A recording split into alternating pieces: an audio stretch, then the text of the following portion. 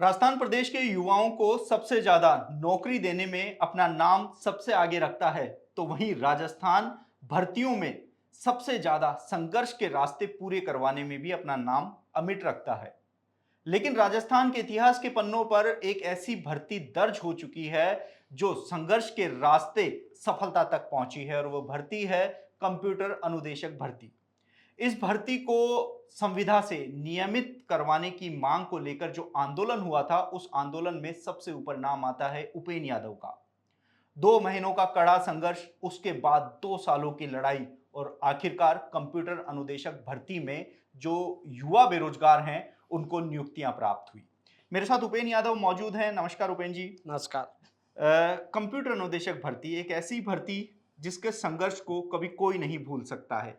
कैसा अनुभव रहा आपका इसका? आपने बहुत अच्छी बात ये कही कि एक इतिहास के पन्नों में ये दर्ज हो चुका है।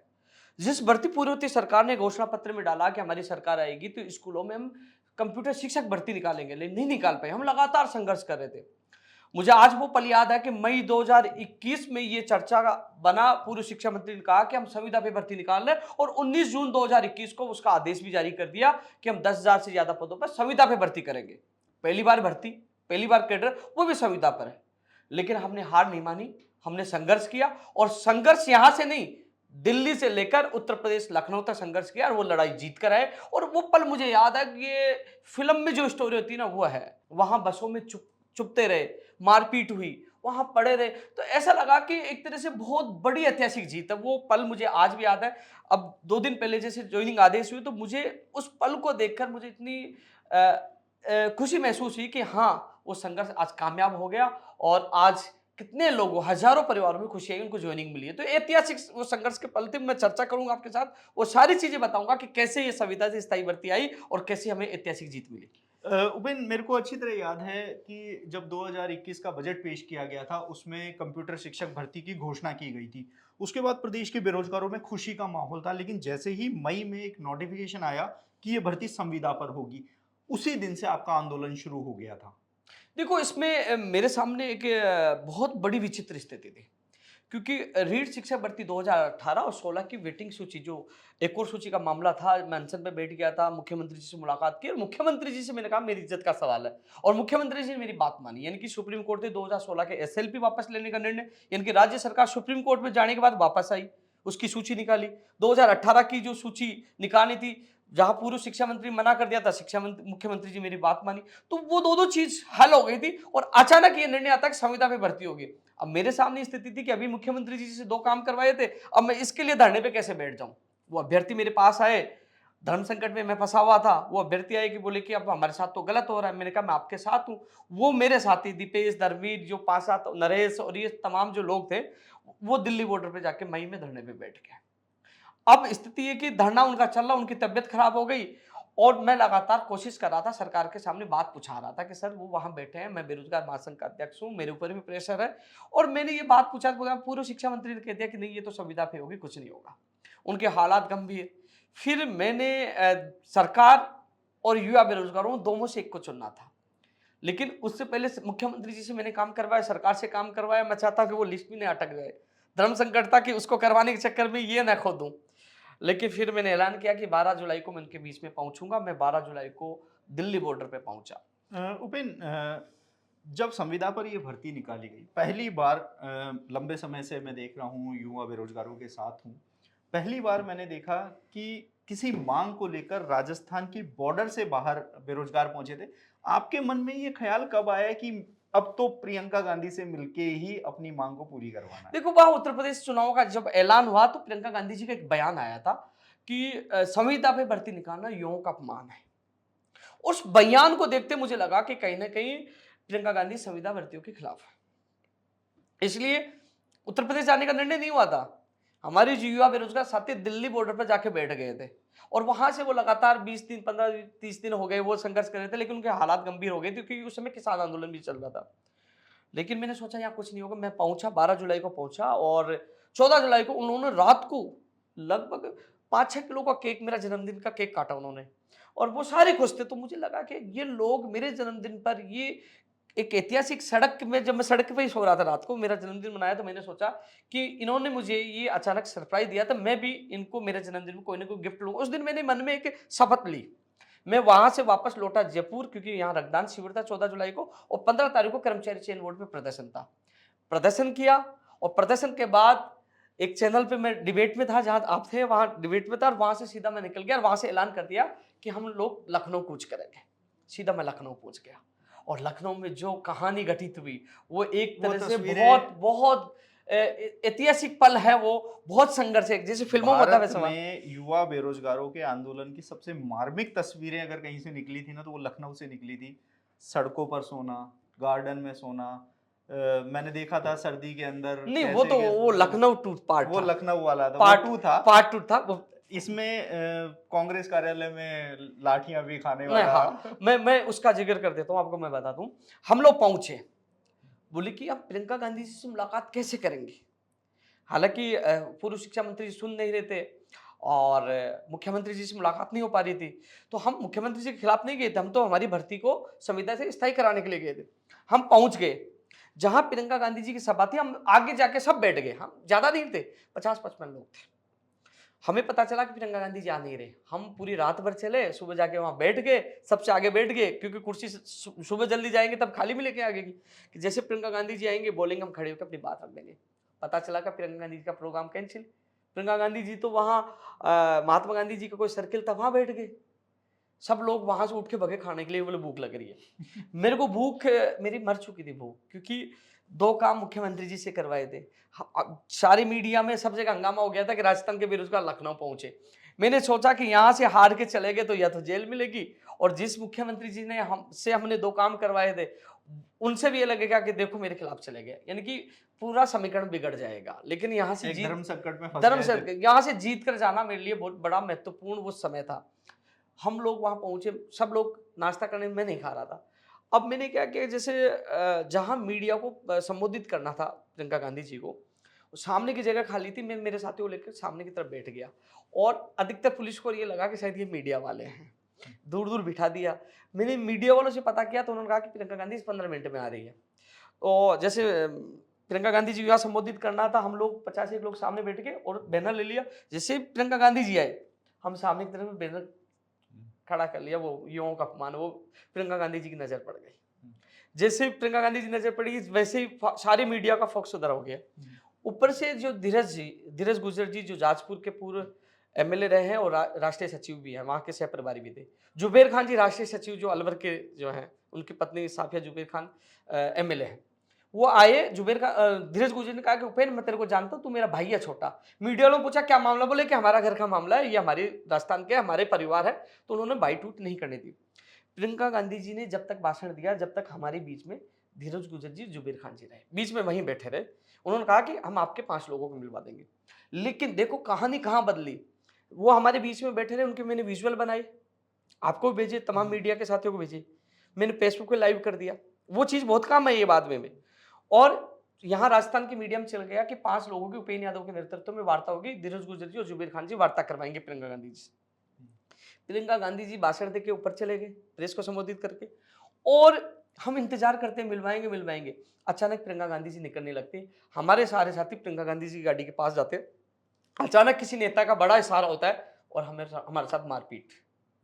मारपीट सबके, मेरे भी चोटें आई, मेरे भी चोटें, सर में चोट लगी थी, मुझे पता है, मेरे वो साथियों फोटो के है लोग, मेरे मेरे पास। साथियों के लोगों सिर में चोट लगी थी, सिर फूट गए थे। अब ऐसे में जहां मारपीट हो रही थी, वहीं मैंने फेसबुक पे खड़ा होकर लाइव कर दिया, देखो हमारे साथी को पीट रहे। मुश्किल से 1 मिनट का भी वीडियो नहीं होगा जिसमें हमारे साथ मारपीट कर, तो वो विजुअल पूरे देश में फैल गया कि राजस्थान के युवाओं को मारा। और प्रियंका गांधी जी तक बात ये गई कि साहब ये तो बीजेपी के कार्यकर्ता, आरएसएस के लोग हैं जो मामला बिगाड़ने आए थे। तो वो मामला प्रियंका गांधी जी तक नहीं पहुंच पाया, लेकिन हमारे साथ मारपीट हो गई, हम थाने में चले गए। थाने में जाने के बाद धीरज गुर्जर जी से लगातार बात हो रही थी। धीरज जी कहते थे कि मैं मिलवाऊंगा प्रियंका गांधी जी से, आप विश्वास रखो। और वहां हमारे से और लोगों ने संपर्क किया, बोले आप प्रियंका गांधी जी के खिलाफ ही मुकदमा दर्ज करा दीजिए। मैंने कहा ऐसा नहीं, हम मुकदमा दर्ज कराने नहीं आए, हम भर्ती के लिए आए हैं, मांग के लिए आए।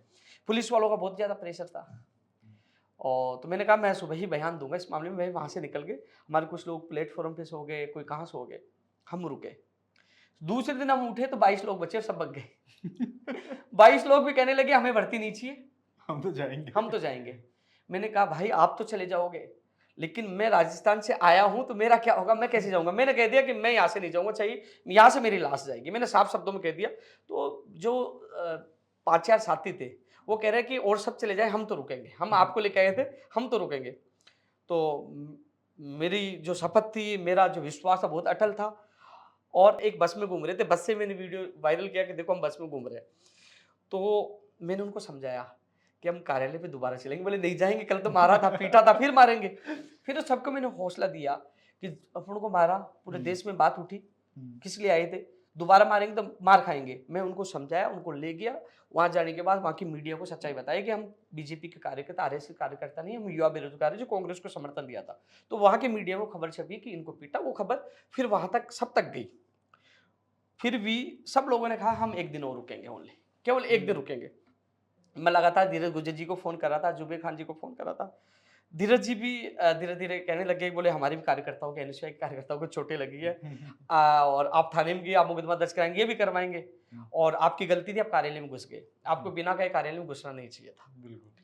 तो क्योंकि फिर कांग्रेस के नेताओं के लिए भारी इसलिए पड़ गया कि वो वीडियो उनका था कि उन्होंने बिठाया था कि हमारे घर के लोग हैं। हाँ। तो इस चीज को कह नहीं सकते आप जबरदस्त घुस के, आपने स्वीकारा कि हमारे भैया, हमारे परिवार को हमने बिठाया, इसलिए वो वीडियो हमारे काम आ गया, वो वहाँ काम में वो आ गया। खबर हमारे काम आ गई कि आप मिलवाने की, हम जबरदस्ती, हमारे पर आरोप नहीं सिद्ध कर पाए कि जबरदस्ती थी या बीजेपी के, कि जहां एक तरफ आपने कह दिया कि हमारे परिवार के, हमारे लोग हैं, राजस्थान के लोग हैं, तो आप बीजेपी आरएसएस का नहीं बता सकते। तो वो चीजें हमारे पक्ष में रही, जो वीडियो लाइव किया, जो मैंने मीडिया में भेजा, और वो जो मारपीट का वीडियो हमारे काम आया। अब वहां से लास्ट में ये है कि सब लोगों ने कह दिया हम तो जाएंगे। मैंने भगवान को याद किया और मैंने मेरे साथियों को कहा कि कल प्रियंका गांधी जी से 12 बजे मुलाकात होगी। तो मुझे पता है कि उसमें भी मैं जब वहाँ से मैं एक कमरा लेकर होटल में चला गया, मुझे मोबाइल चार्ज करना था, बंद होने वाले थे, तो मैं मेरे साथी के साथ वहाँ चला गया। उसमें भी 10 लोग वहाँ से 22 में भी वो चले गए, और वहाँ जाने के बाद उनसे किराया मांगा 1000 प्लस कितने रुपए मांगे, तो उनके पास पैसे नहीं थे, वापस लौट गए, वो भी भग गए थे। तो मैंने इनको झूठ बोला कि कल प्रियंका गांधी जी से 12 बजे मुलाकात होगी। तो अब ये एक दिन बोले लास्ट आपके कहने पर युवा बेरोजगारों को रोकने के लिए कोई तो बात चाहिए। झूठ बोला। अब मैंने कहा, मैंने झूठ तो बोल दिया, रात तो निकाली, सुबह मैंने क्या कर, मैंने साबिया जुबेर खान जी को फोन लगाया, जुबेर खान जी की वाइफ को, जो एमएलए थी, कि मैं उपेंद्र यादव बोल रहा हूँ बेरोजगार महासंघ से, और कल हमें आपके पति ने वहां में रोका था, प्रियंका गांधी से मुलाकात का वादा किया था, लेकिन बाद में कांग्रेस के कार्यकर्ताओं हमारे साथ मारपीट की, हमारे साथ इतना धोखा हुआ है। और दूसरा फोन लगाया मैंने धीरज गुज्जर जी को, मेरे को भाई साहब आप चाहे नाराज हो जाओ, लेकिन आपसे जितनी बात हुई वो मेरे पास रिकॉर्डिंग है, आपने रोका था, आपने सारा वीडियो पढ़ा है, आपके कहने पर रुके थे, आज हमारे साथ धोखा हो रहा, राजस्थान के आए आपके भरोसे थे, क्या आप राजस्थान में आ पाओगे, हम आपका विरोध करेंगे। सही बात, ठीक है। हालांकि उनको बुरा लगा कि देखो रिकॉर्डिंग सेव करके ब्लैकमेल कर रहे हैं या धमका रहे हैं, उनकी भी परिस्थिति होंगी, लेकिन हमारी मजबूरी थी, मेरे पास कोई चारा नहीं था, मुझे कहना पड़ा कि भाई साहब देखो हमारे साथ मारपीट हुई है, आपके वीडियो रिकॉर्डिंग आपने रोका, मिलवाएंगे, सारी चीजें मैंने कहा। हालांकि अब दोबारा मिला, मैंने मेरी मजबूरी बता दी, वो समझ गए, अच्छे इंसान है, लेकिन उस समय मजबूरी थी। तो फिर धीरज जी ने, जुबेर जी ने बात की कि ये चीजें हैं, फिर हमें बुलाया, 11:30 बजे का टाइम दिया, 12 बजे ही प्रियंका गांधी जी से हमारी 3 लोगों की मुलाकात धीरज गुज्जर जी और जुबेर खान जी करवाते। मतलब एक बार कहते हैं 24 घंटे में सरस्वती जवान पे बैठती है, तो आपकी चाहे झूठ से ही बैठी, लेकिन वो बैठी। हाँ। और 12 बजे ही मुलाकात, वो ऐतिहासिक दिन, तारीख, वक्त और 19 जुलाई 2021 प्रियंका गांधी जी उनके निवास पे जब हम गए, तो हमने एक ही बात की कि स्वर्गीय राजीव गांधी जी का सपना था, कंप्यूटर युग वाला, इमोशनली गार्ड। और उन्होंने कहा, फिर आप यहाँ विरोध करते हुए कैसे पूछिए, मेरे को पूर्व शिक्षा मंत्री जी ने कह दिया हम संविदा पे करेंगे, और मुख्यमंत्री जी से मुलाकात नहीं हो पा रही, हमारे मुख्यमंत्री जी अच्छे, उनको मिलना, कोरोना की वजह से मुलाकात नहीं हो पा रही।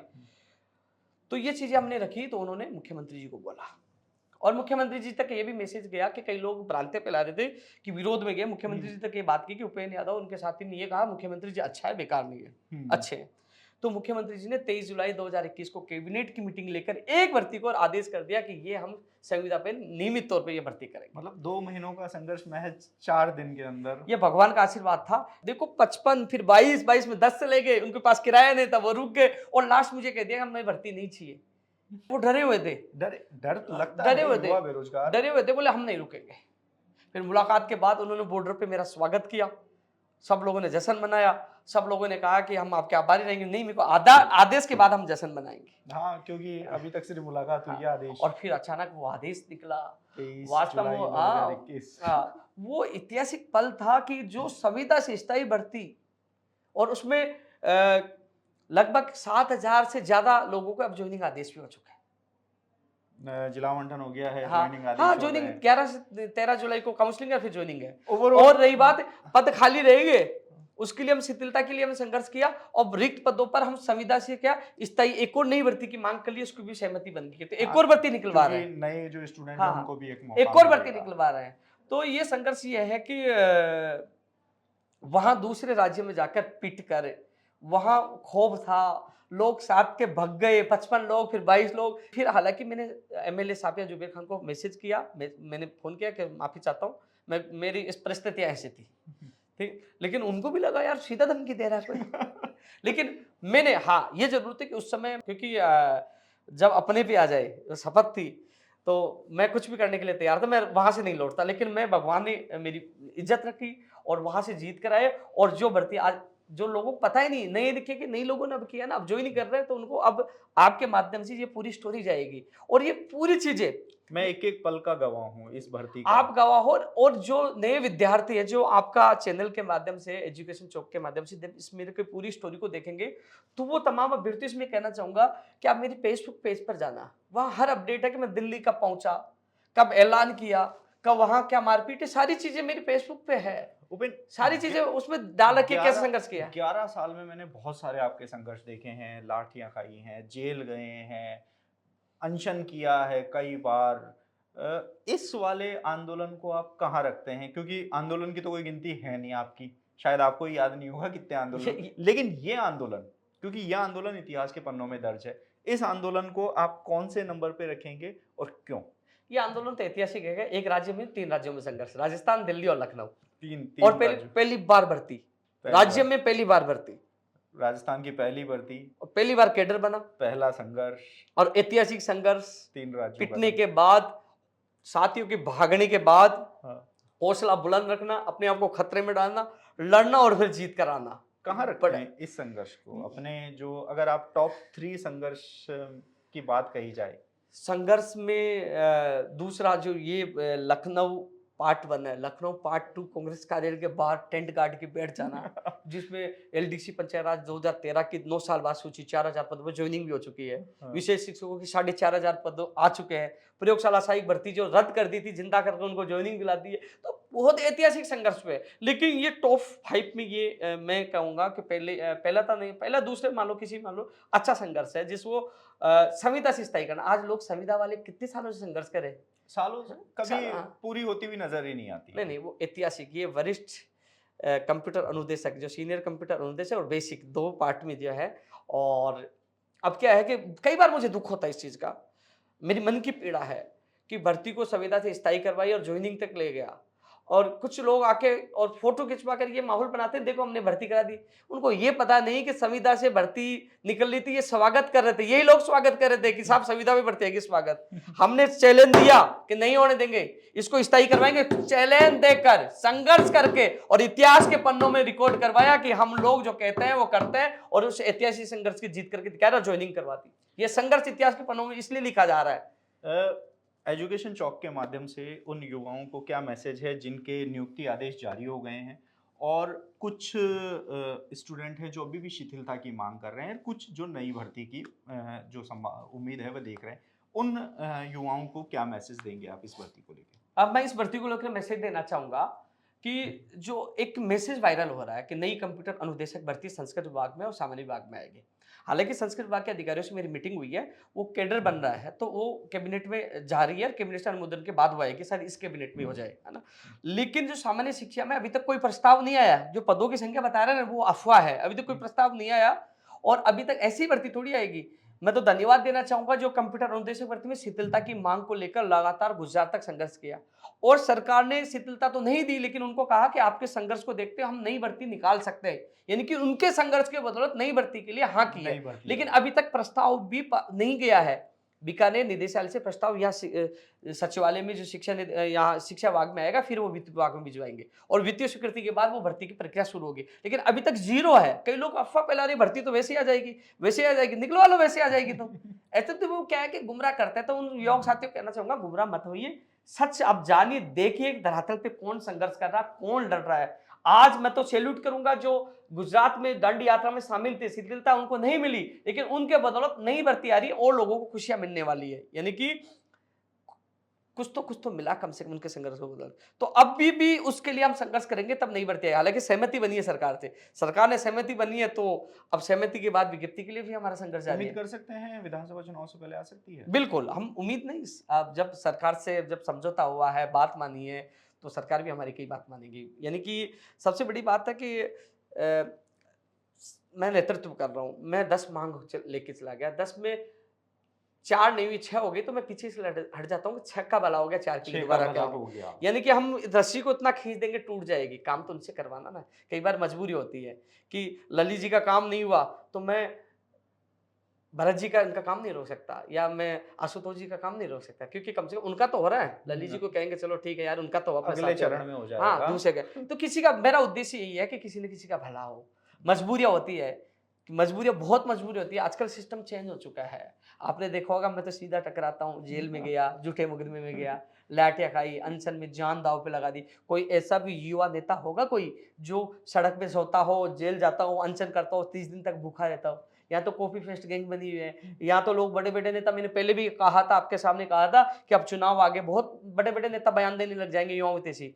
मैं तो उस समय उनको युवा हितैषी समझता, जब हम दांडी यात्रा निकाल रहे थे तब हमारे समर्थन में आते, जब मैं आईसीयू में मैं तड़प रहा था तब वो आवाज उठाते, जब बजट में एक पद पर भर्तियों की घोषणा नहीं की गई, जब हमने 15 फरवरी को प्रदर्शन किया शहीद स्मारक पर, वहां पड़ाव डाला, जब हमने ऐलान किया, तब उसके बाद 1 लाख पदों पर घोषणा हुई, तब किसी के, सारे नेताओं के मुंह में दही जम गया था, कोई नहीं बोल पा रहा था।